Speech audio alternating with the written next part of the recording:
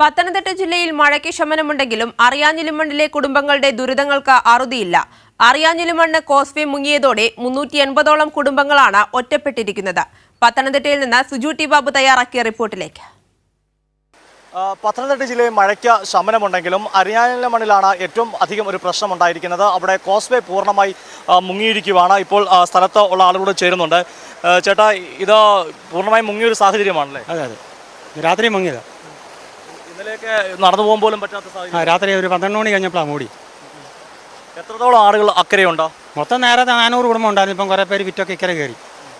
ഈ ഒരു കാര്യം കാരണം പെട്ടെന്ന് ആശുപത്രി പോകാനോ ഒന്നും ബുദ്ധിമുട്ടാണ്. ഒരു പാലം വന്നെങ്കിൽ ശാശ്വത പരിഹാരം അത്രേ ഉള്ളൂ.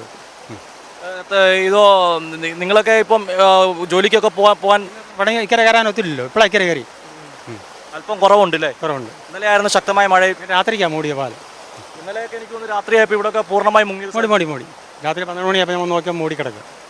ഇതാണ് ഇവിടുത്തെ ഒരു ജീവിത സാഹചര്യം. ഇന്നലെ ഇവർക്ക് വെള്ളം കൂടിയ സാഹചര്യത്തിൽ ജോലിക്കൊന്നും പോകാൻ പറ്റാത്തൊരു സാഹചര്യമായിരുന്നു. ഇന്നലെ രാത്രി നമ്മൾ നിൽക്കുന്ന പ്രദേശത്ത് നിൽക്കാൻ പോലും പറ്റാത്ത ഒരു സാഹചര്യം കൂടിയായിരുന്നു ഇന്നലെ ഉണ്ടായിരുന്നത്. പത്തനംതിട്ട ജില്ലയിൽ പൊതുവിൽ മഴയ്ക്ക് ശമനമുണ്ട്. എന്നിരുന്നാലും ഈ മഴ കെടുതിയുമായി ബന്ധപ്പെട്ട ചില ഇടങ്ങളിലാണ് പ്രശ്നമുണ്ടായിട്ടുള്ളത്.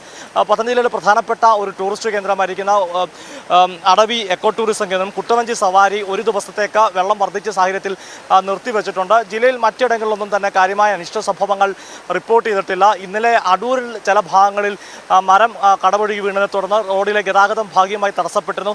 ഇപ്പോൾ പത്തനംതിട്ടയിൽ മഴ മാറി നിൽക്കുന്ന ഒരു സാഹചര്യമാണ് ഉള്ളത്.